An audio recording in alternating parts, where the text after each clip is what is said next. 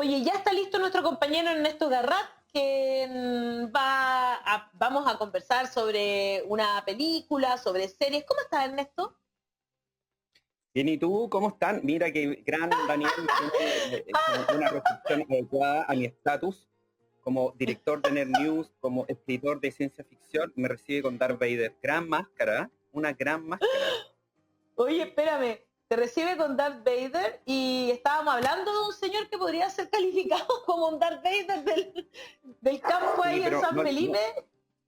no le demos tanto estatus a ese guaso que es golpeador, por favor. No, ¿Cómo no. se llama el...?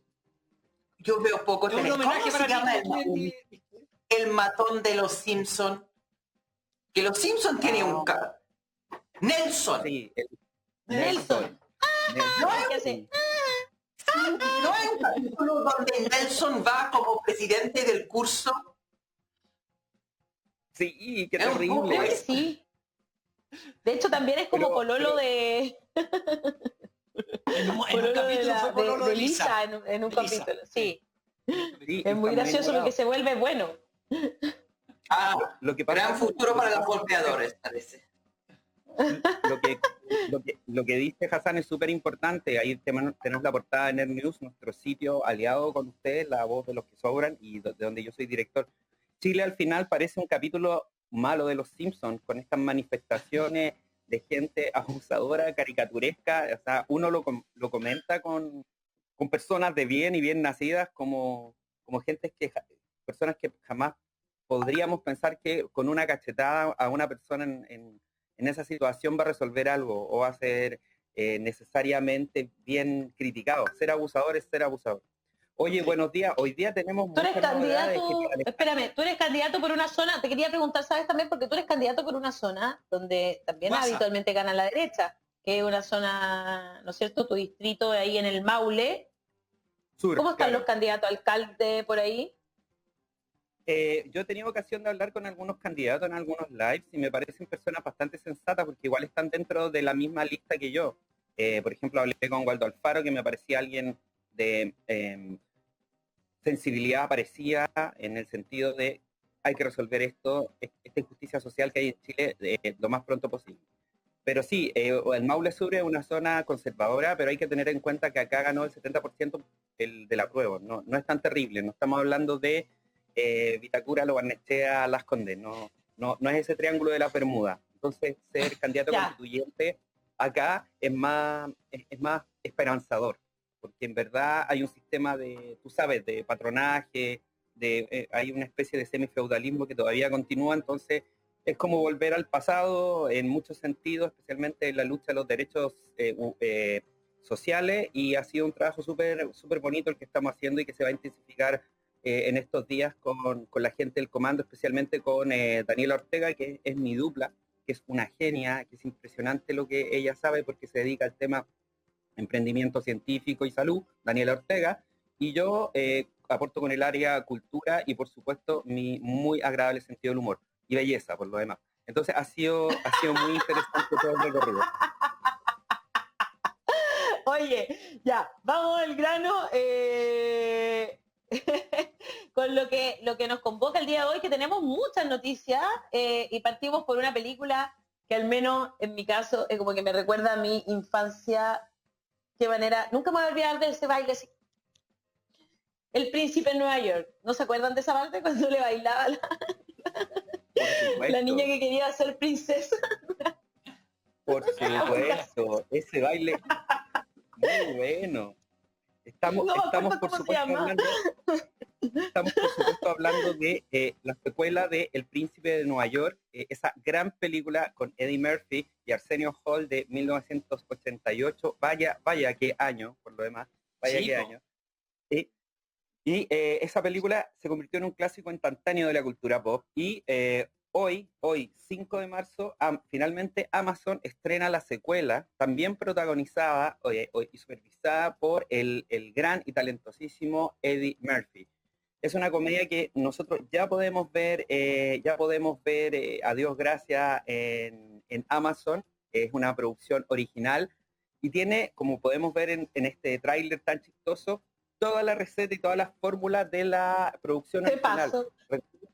Recordemos que la primera película se trata de un joven príncipe de un reino africano exitosísimo llamado Samudia que quiere encontrar el sentido de su identidad y se niega a seguir las tradiciones familiares y va a Nueva York a buscar esposa. A esta secuela se trata de algo distinto, se trata de que el príncipe Akeem descubre que tuvo un hijo ilegítimo en Nueva York durante su estadía No. en la vez pasada. O sea, no se portó tan bien como uno hubiera pensado. Como Y es creíamos.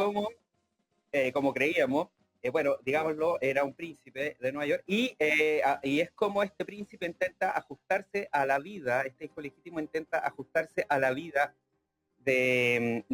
actual de el príncipe Kim y su nuevo reino. Es una película, a ver, a mí me gusta porque está bañada. Que le preguntan por Wakanda. Sí, Qué buena la alusión que hacen a otro reino sí, ficticio, exacto, inicio supuestamente. de Black Panther. Es muy, Claro. muy bueno, así tiene muchas referencias. Acá hay algo súper interesante que tiene que ver con que es una película hecha para las personas que vimos especialmente la primera parte y repite una y otra vez la fórmula de nostalgia. O sea, tenemos, por ejemplo, en este viaje a Nueva York, los viejitos de la peluquería, que son personajes interpretados por Arsenio Hall y Eddie Murphy. Tenemos también esos chistes un poquito incorrectos de Arsenio Hall, y tiene toda la alusión a la primera parte. ¿Crece como segunda parte? No crece como segunda parte. En verdad yo me quedo con la primera y este apéndice, que es un gesto de nostalgia, y uno lo pasa bien. No tiene la altura, ni va a quedar como un clásico de la comedia, pero sinceramente, para estos tiempos grises y terribles que vivimos en pandemia y con el peor gobierno de la historia, es una película que te saca carcajada y que uno quiere ver porque los personajes son muy, muy queribles. Hay que hacer una alusión. Wesley Snipes, el actor afroamericano, protagonista de películas como Blade, que ahí compartió con nuestra compatriota Leonor Varela, porque todos sabemos, todo comienza y termina en Chile. Ella compartió con Wesley Snipes. Wesley Snipes hace de un líder guerrillero que odia a Kim y es muy chistoso. Para mí es lo mejor de la película, así como que tiene su humor y esa parodia genial. Y solo terminar diciendo que la primera parte de Un príncipe en Nueva York de 1988 está dirigida, y por eso es una película genial, por un grande, y por eso importa quién dirige y escribe las películas. La primera película de 1988 es autoría de John Landis, que fue y es un gran director, muy, muy impresionante su talento en la comedia. También dirigió Hombre Lobo Americano en Londres, que es otra gran película. Gran película. Cómica, de horror.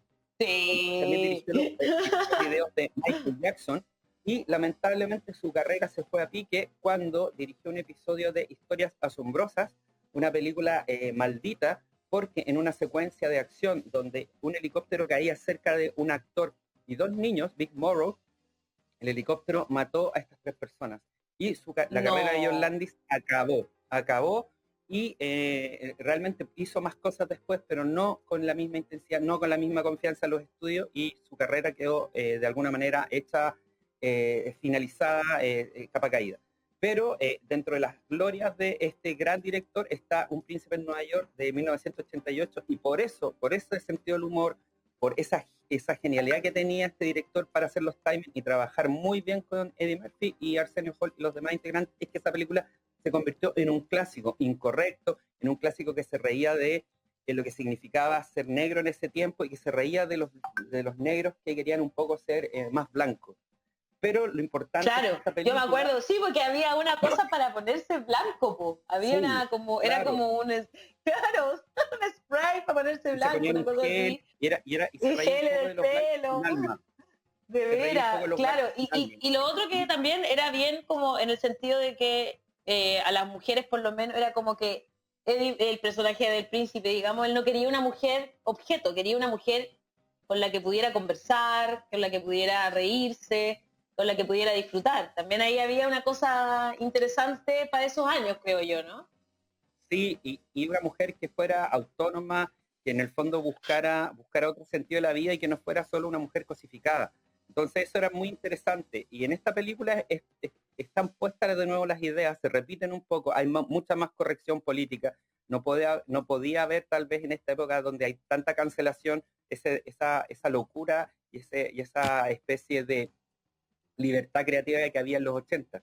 Pero sin duda una película que importa, que aporta y que además tiene un elenco casi 100% afroamericano o de color o negro. Y podemos también hablar de la gran presencia de James Earl Jones, que es la voz de Darth Vader y el papá de Kim en la versión original. Tenemos unos condimentos geniales y también sirve para reflexionar sobre Black Lives Matter, las vidas negras importan, ese hashtag que surgió a propósito del asesinato de la policía de ese prisionero afroamericano que murió a vista y paciencia de la cámara de los celulares por un pésimo procedimiento policial. Entonces hay también una especie de reivindicación del humor negro, reivindicación de las costumbres y del sentido del humor afroamericano, y porque tiene sus particularidades, normas y reglas en la cultura popular norteamericana.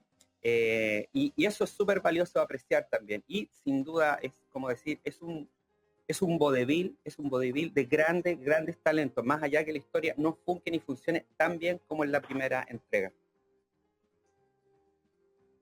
Ay, me cansé. ¿Qué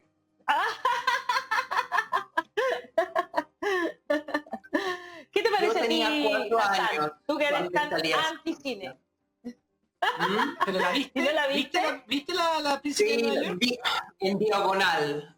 A mí, honestamente, esa subcultura afroamericana, estadounidense, me cansa, pero forma profunda.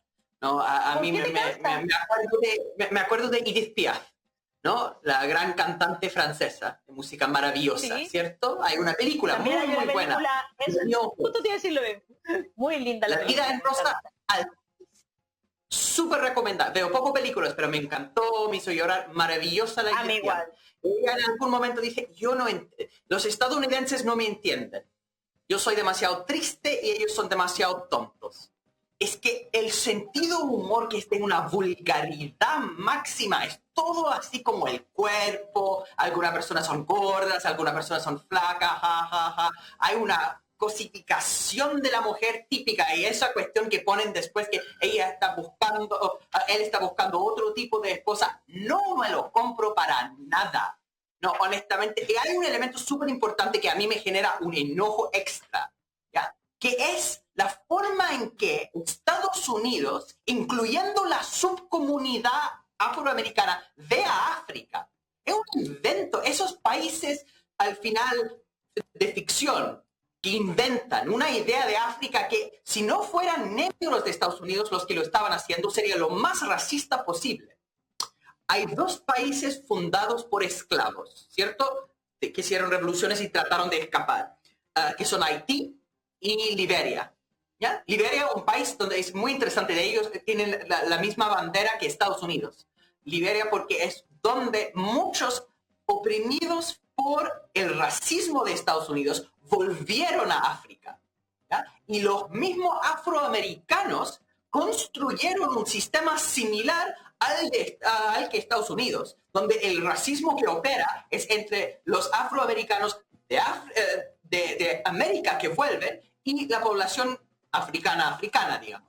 ¿Ya? La visión que tienen de los africanos, y hay maravillosos comediantes con un sentido de humor agudo, súper sofisticado, de África, ¿ya? Que tienen una idea de país mucho más profunda. Y eso vuelve a la caricatura, como si alguien iría de un país africano a aprender de los afroamericanos su cultura. Me parece como...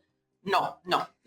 En todo sentido me genera un rechazo enorme de la arrogancia de Estados Unidos en general, de su imperialismo cultural. Y hay ciertos países que se distinguen por su sentido de humor, por su ironía, por la forma en que pueden reírse. Pucha, pero no creo que Estados Unidos sea uno de esos países.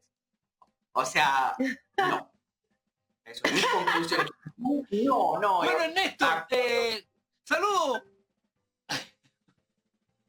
Ya, me cansé, como dijo Ernesto. Sí, no, está bien. Yo creo que es súper interesante el fenómeno de Hassan, que una comedia le produzca rabia. Yo creo que es muy interesante, pero a mí las comedias me producen risa. El sentido del humor, yo creo que no puede ser eco de censura o control. Una broma siempre va a ser una broma. Si yo me quiero reír, inventar un país africano, chino, o sea, oriental, puedo hacerlo, y puedo hacerlo. El humor de Vaudeville generalmente no es muy sofisticado, no estamos hablando de Monty Python.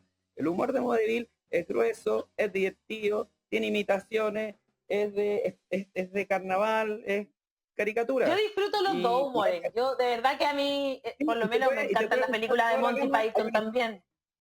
Hay un espectro de bromas y sentido del humor. Y yo creo que es súper valioso apreciarlo. Seguro, yo entiendo que la visión y caricaturización y reducción de Coming to America es claro, es súper estudiable y analizable, pero es humor, ¿cachai? Son tallas, ¿cachai? Y creo que eso es súper importante ponerlo antes de cualquier análisis.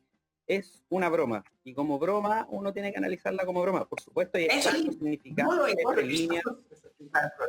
Y yo creo que es súper interesante verlo así, y lo más importante es verla, o sea, como que hay que verla, analizarla, situarla. Hay bromas que son de antología, especialmente en la primera etapa, que tienen como su remate en esta segunda parte, y yo invito a verla y discutirla, ojalá en el mejor ánimo y la buena onda. Sí, obviamente. A mí me parece que está bien lo que dice Hassan, y cada uno tiene derecho a ver lo que quiera y lo que no quiera también, pero hay momentos de la vida en que a veces uno quiere ver cosas livianas, que no te hagan pensar mucho, que te hagan reír solamente. Yo creo que hay para todo el público, además. Yo creo que, por ejemplo, examinar la filmografía de John Landy, que el director de la primera, es un artesano y un narrador súper talentoso. O sea, como que en general la comedia tiene este filtro o este filtro como de que solo tiene que ser muy inteligente o muy sofisticada. En verdad yo creo que la comedia no sofisticado necesariamente. La comedia es súper difícil de hacer, es súper complicada. Yo creo que por lo menos en Príncipe en Nueva York 1 lo logra completamente. Hacer reír siempre es más difícil que el... Claro, puede ser menos... Es súper difícil. Hacer reír es más difícil que hacer llorar, dicen, ¿no? Tengo que decir, yo amo comedia. Yo soy fanático de comedia de verdad. Yo lo veo todo el tiempo, y hay comediantes que yo veo el mismo performance que hacen 5 veces porque me encantan tanto, porque la forma del timing, la manera de comunicar y hacer reír a otra persona es una de las grandes habilidades del ser humano, y es un arte. Un arte que necesita mucho estudio, mucha capacidad. ¿No? Yo amo la comedia, hablar stand-up particularmente, pero lo que se nota mucho con el stand-up estadounidense es que es un recurso fácil hablar de ese humor que viene del cuerpo. Por eso es un humor bastante, encuentro a Eddie Murphy en general, es muy flojo. Yo recomiendo, ya que estamos en comedia, Jamal y Maddox, que es británico, pero sus padres son de Jamaica, hablando de comedia de gente de raíces africanas. Es súper chistoso, que de hecho va a Estados Unidos y hace entrevistas con distintos estadounidenses. Es muy bueno. Sí, mira, aquí están hablando de harto... Perdona, eso, Daniel, sí. Dale tú. No, yo voy a aportar desde mi desconocimiento, mi ignorancia. A mí el humor que me hace reír de los gringos es The Big Bang Theory. A mí yo puedo ver 5 capítulos y me voy a reír los 5 capítulos. Creo que Sheldon Cooper, que la Penny, que son realmente, y yo los gozo entero y puedo verlos 3, 4 veces y me voy a reír igual. Ese es el humor que a mí por lo menos me hace reír mucho de los gringos, y mi señora sabe que si hay un capítulo yo me voy a quedar pegado aunque lo haya visto, porque encuentro que siempre le puedo sacar más. Ese es el humor que yo puedo, hasta ahí nomás fue mi colaboración. Pero en verdad sí, esa es la serie que a mí me ha dado vuelta en términos de humor. El otro que están y yo coincido acá, que me están recordando que hace reír siempre a pesar de que pase el tiempo, y uno es Peter Sellers, ¿no? Están recordando La fiesta inolvidable. Yo cada vez que veo esa película me quedo pegada y la vuelvo a ver y me vuelvo a reír de las mismas tallas que ya me había reído. Si eso es lo gracioso, que uno se puede, como que hay comedias que trascienden el tiempo y uno se ríe nuevamente de la misma broma, Sí, aunque sepa cómo rematan. Eso es interesante. por eso son clásicos, por eso un Príncipe de Nueva York 1, La fiesta inolvidable, también Si te ciegas del mismo Blake Edwards, o lo que hicieron los hermanos Zucker con ¿Dónde está el piloto y dónde está el policía? Son comedias Oye, geniales, porque mi hija vio ¿Dónde está el piloto? Tiene 20 años, no la ha visto nunca, la vio hace 2 semanas y se murió la risa. Mi hija, que es súper así como ¿dónde seriota, está el piloto? Y se No, reía y se a mí le reía. ponés color. Si la conocí el otro día tu hija y no es tan seriota, es divertida. Pero me encantó, a mí yo ¿Dónde está el piloto? También, o sea, yo la puedo ver 100 veces y me río igual. O sea, no hay forma de que no me ría con esas películas. Y son unos chistes ¿Esa así, película? de repente cuando ponen al mono inflable, no sé, son unas por supuesto, cuando entran en el mono inflable, cuando le van a cuando hacen pegar, la cola, ¡ay! le hacen la hacen cola. la fila para que la señora deje gritar. Pero sí, Oye, ¿Dónde muy está el chistoso. piloto? No se puede hacer hoy en día porque es demasiado incorrecta, ¿cachai? Lo mismo pasa con Muy estas incorrecta. comedias, pero el humor no tiene que tener acción o incorrección, el humor es solo el humor. Que te guste un tipo de comedia, otro tipo de comedia, encuentro bacán. Pero el humor y el derecho de expresión de la comedia es maravilloso. Y cuando tenemos una comedia así de grande, con este nivel de producción, actor y talentoso, esté hecha en Hollywood, esté hecha en Francia, esté hecha en India, esté hecha en cualquier lugar, creo que merece toda nuestra... O en Inglaterra, que tiene es un nido de grandes humoristas. Tenemos que tener atención y el desprejuicio de verla. Porque en verdad hacer chiste, hacer talla, hacer humor es súper difícil. Es realmente difícil. Como decía Rafael Valle, ese gran insigne y comediante anónimo es... Que no sin es duda mi hacer humor primo, no es mi primo. No, no es tu primo, pero trabajamos juntos No, alguna no vez, es- ¿te acuerdas? Sí, no, no? sí, pues sí me acuerdo. Sí. No sé si ¿Cómo se trabajamos llama? los tres juntos.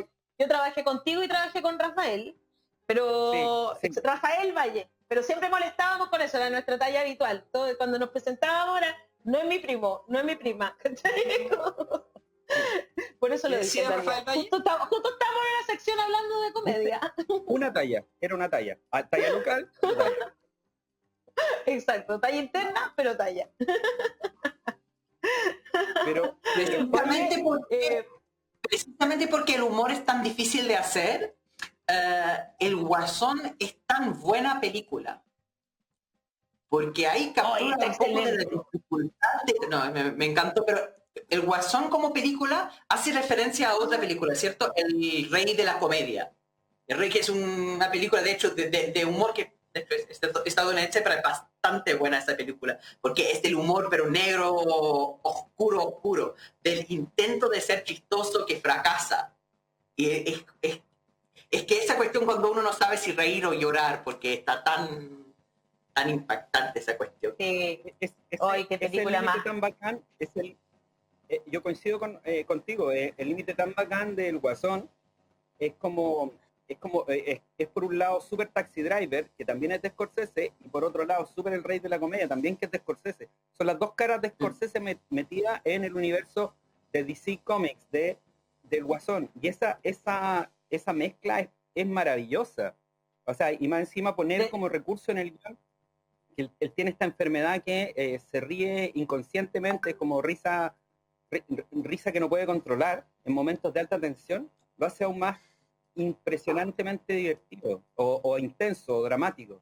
Esa mezcla que tú dices es verdad, Hassan, es muy muy buena el Guasón, es una película súper subvalorada por alguna crítica, pero yo la encuentro genial y habla de nuestros tiempos. Además fue como muy profética de todo lo que pasó en el 18 de octubre, porque se estrenó 2 semanas antes del estallido social y después lo vimos.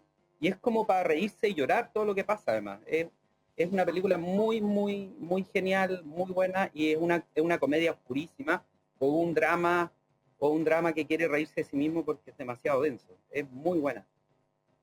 Y además con este tremendo actor, ¿verdad? Joaquin Phoenix, que como que de verdad. A mí siempre me gustó él, ¿ah? Como que lo encontré siempre muy talentoso, pero aquí es como ya, de verdad No, y en esa película que tú puedes, dan en esa ganas de película tú pararse y puedes, aplaudirlo. en esa película tú puedes ver, ¿sabes que hay cosas que me comentaba un amigo el otro día, que cuando Joaquín Phoenix baila, se parece mucho en la escalera, está bailando con esa figura delgada, fracturada, dramática, se parece muchísimo, muchísimo a Alfredo Castro bailando en Tony Manero. El Los Tony dos son Manero, personajes sí.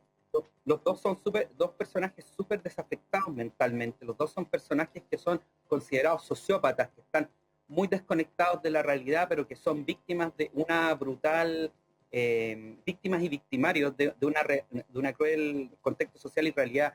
Y las dos tienen una conexión muy interesante, muy interesante. Los dos están obsesionados con la televisión, los dos están obsesionados con mostrar una imagen exitosa de sí mismos. Los dos están obsesionados de tratar de lograr un éxito que no van a lograr en una sociedad neoliberal capitalista brutal. Es muy interesante la conexión entre los dos, se expresan mucho con el cuerpo. De hecho, si tú ves Tony Manero, el trabajo corporal de Alfredo Castro en Tony Manero y el trabajo corporal de Joaquin Phoenix en Joker es muy parecido. Es muy parecido. Sí. Y tan delgado que está que se nota más. Heavy, es como muy alambre, impresionante. se mueve al viento, Sí. algo muy interesante. Si estuvo una ayuna por mucho avancemos tiempo. para poder llegar a tener ese cuerpo, claro, de más. Porque no es una delgadez como Natural. fit. Es una Natural. delgadez. Claro, se nota que es una delgadez como de enfermedad, como muy Sí, Sí, que da mucho patológica. nervio. Sí. Ujú. Es muy patológica. Oye, es notable lo que hace el botón. Dígame. avancemos hacia WandaVision. Entiendo que se acaba Se la acabó. temporada. Se acabó. Ay, no la he visto todavía, no me vengáis con el final. No vamos a hacer ni un spoiler. poco. Ya. Yo me levanté muy temprano aquí en campaña, imagínate haciendo campaña, tratando de hacer buenas bromas a los señores guasos de acá. No me resultó mucho, pero el humor siempre es difícil. Pero me levanté muy temprano a ver WandaVision. Hay un final, hay 2 escenas post créditos de que quédense al final, y lo que tenemos es la solución y tal vez la apertura de hilos dramáticos más grandes que ha entrado en una miniserie Marvel. Aquí vamos a tener muchos hilos abiertos, pero también muchas soluciones. ¿De qué va este capítulo final? Wanda se tiene que enfrentar sí o no a la elección de si deja de crear esta realidad que había sostenido durante toda la miniserie, que es básicamente controlar mentalmente a un pueblo y a crear estas especies de homenajes a las sitcoms de distintas épocas de la televisión norteamericana, o elegir liberar a este pueblo que lo tiene en el fondo como marionetas, actuando en su gran teatro de la vida, o liberarlos. Y ella, al liberarlos, perdería todo lo que ha creado, que es recrear al hombre de su vida y a los 2 hijos que tuvo con él en esta recreación de la vida, en el fondo, vida alternativa. Es un capítulo notable, es un capítulo que va a responder muchas dudas, como dije, va a dejar otras. Hay un invitado sorpresa al final para que lo vean, no lean nada todavía. Y lo que sí que vimos y lo podemos mencionar porque lo vimos en el capítulo anterior, vamos a tener una especie de enfrentamiento a Paul Bettany con Paul Bettany. Paul Bettany va a interpretar a Visión Blanco, White Vision, que es hoy que nerd todo lo que estoy diciendo, que es el robot que se revive de Visión, que fue al final que fue eliminado en anteriores películas Marvel y ahora es revivido por el gobierno norteamericano, con el Visión recreado por Wanda, sus poderes sobrenaturales, entre otras cosas. De verdad es un capítulo que a mí me encantó, es más larga duración de lo habitual, dura casi, creo que 50 y tantos minutos, así que lo pueden disfrutar tranquila y calmadamente, pero lo interesante es que va a quedar muy conectada con las películas que vienen del Doctor Stranger el otro año, y crea y expande el universo Marvel de una manera notable. Yo creo que esta serie, WandaVision, es de las más creativas, originales, disruptivas y geniales que hemos visto en programación para niños, porque no es para niños. Como, ¿cuántos capítulos? 1, 2, 3, como 3 capítulos, uno está más o menos no entendiendo todavía qué es lo que está pasando. O sea, hasta que no salimos de este mundo de Wanda, claro. ¿dónde va esto? ¿Dónde va esto? Los 3 primeros capítulos son súper desconcertantes, estamos completamente metidos en la mente de Wanda y podemos entender que se trata, por esas razones y otras, de una de las series más disruptivas y originales, que no está pensada en el mundo netamente infantil, está entregándole a los espectadores más jóvenes códigos, herramientas y manera y storytelling muy sofisticados. O sea, en el fondo lo que asume Marvel con esto es que su público no es meramente buenos, malos y salvar el mundo.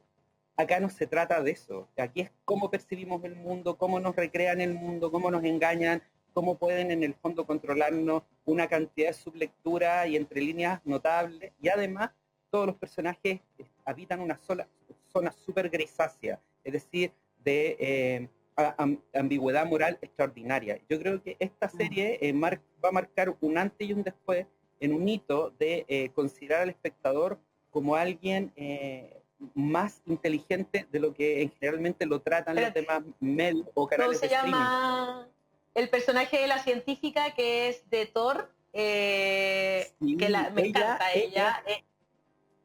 Ella es genial y ella hacía un personaje, ¿te acuerdas? En una serie, y cuando entra al mundo de Wanda, su personalidad es como la de ese personaje de esa serie que ella hacía antes, que es como que vivía con una Paris Hilton, ¿te acordás?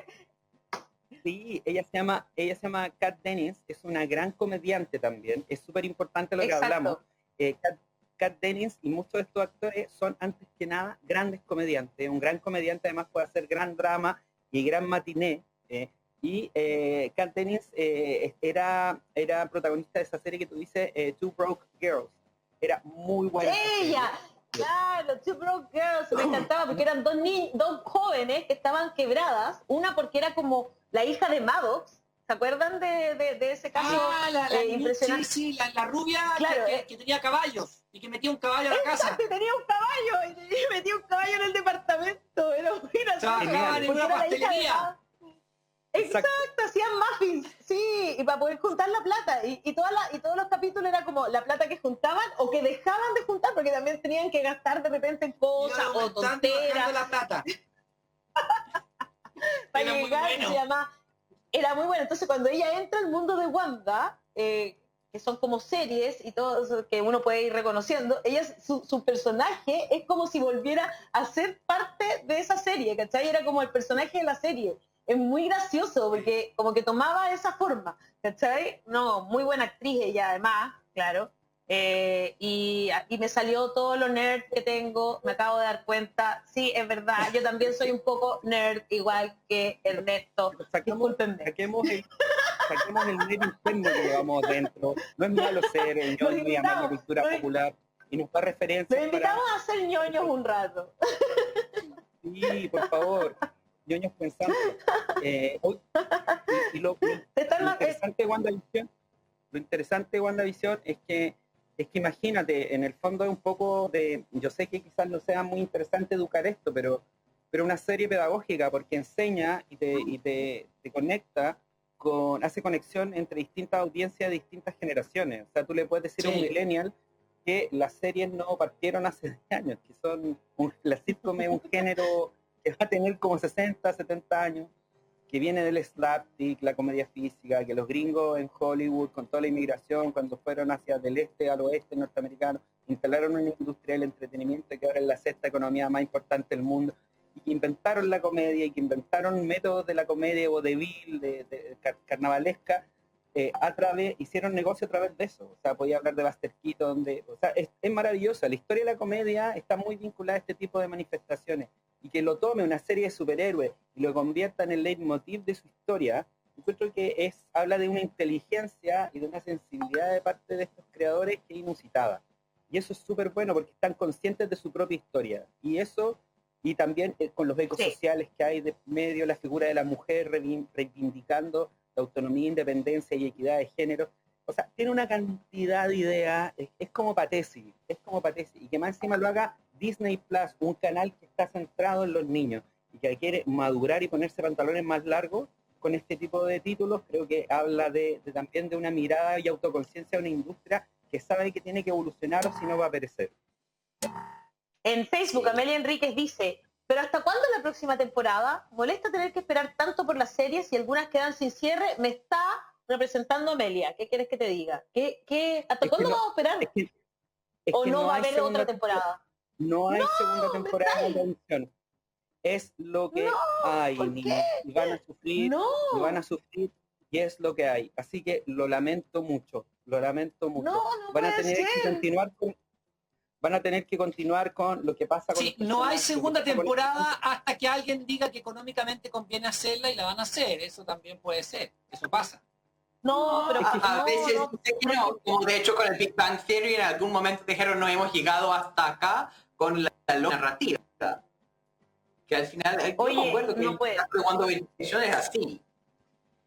Sí, no puede ser. Decir algo. No puedo creerlo. Me siento como cuando se acabó Sabrina o Anne with a Knee. Perdón que saque mi serie de niñas. Lo que pasa es que Marvel, dirigida por un tipo que se llama Kevin Feige, ellos hacen una narrativa, construyen una narrativa y piensan en el futuro. O sea, estamos como en la fase 4 de Marvel. Entonces los tipos han pensado esto durante décadas. Tienen proyectado casi toda la década que viene con los títulos que hay. Si ellos dicen que no va a haber segunda temporada de esta serie, es que es muy probable que no la hagan, porque si hacen otra, rompe sus ciclos narrativos, ¿cachai? Ahora viene otra serie que es Falcon y el Soldado de Invierno, que va a continuar la posta que vimos ahora. Y que se estrena con la misma lógica como de serie no de acción, sino de vida comunitaria y ese tipo de observaciones. Exacto, están haciendo series con más entre líneas y más contexto social. O sea, obviamente centrado en la entretención, son entertainers, son entretenedores, no pierden eso, pero saben que el público, y el público está pidiendo más. Entonces es muy, muy entretenido el fenómeno que se está dando en Marvel. O sea, ellos están como a 6 pueblos más adelante. Es impresionante, pero en el buen sentido. Es interesante ahí. Bueno, ¿qué más dices? Sí, esas series. WandaVision hace referencia a I Dream of Jeannie, hechizada, ¿no? ¿Cierto? Sí. Hechizada y genio.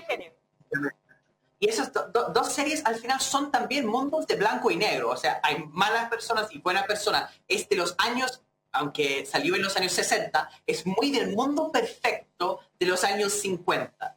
Donde, dicho sea paso, es un mundo donde todos son blancos, todos tienen trabajo, de hecho uno es militar, y es como todos casados con hijos, con esa visión donde no hay minorías de ningún tipo, y se proyecta eso como humor dentro de límites súper definidos de una utopía estadounidense con limpieza étnica incluida. Entonces, hacer referencia a eso de la forma en que esas películas de acción también ponen límites blanco y negro, buenos y malos, y subvertir eso igual encuentro un ejercicio interesante. Quizás finalmente los estadounidenses están llegando a la adolescencia como país.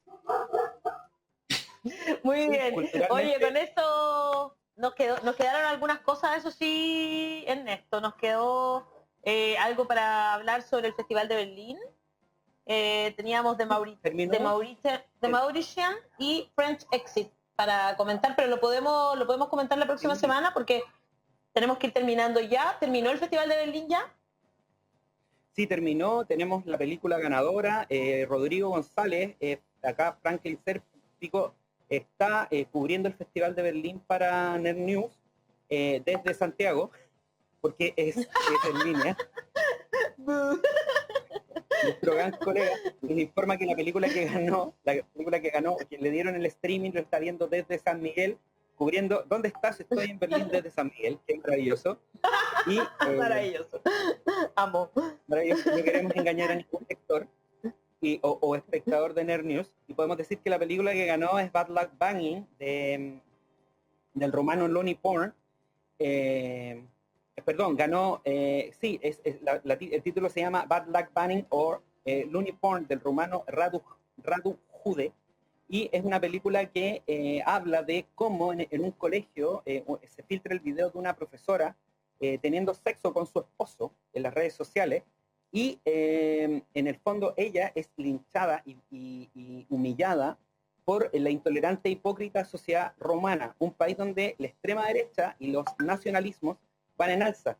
se parece mucho a Chile, me comenta Rodrigo González, Mira. que es la misma ignorancia, la misma xenofobia y las diferencias entre ricos y pobres, y con un pasado de dictadores. Él dice que es una película buenísima que hay que tener en cuenta, la que acaba de ganar la que acaba de ganar el Festival de Berlín, Bad Luck Bunny o Looney Pond, del rumano Radu Hugue, que tiene nos tenemos que ir, chiquillos. Tenemos que ir, chiquillos. Tengo harto anuncio que hacer. Porque nos vamos.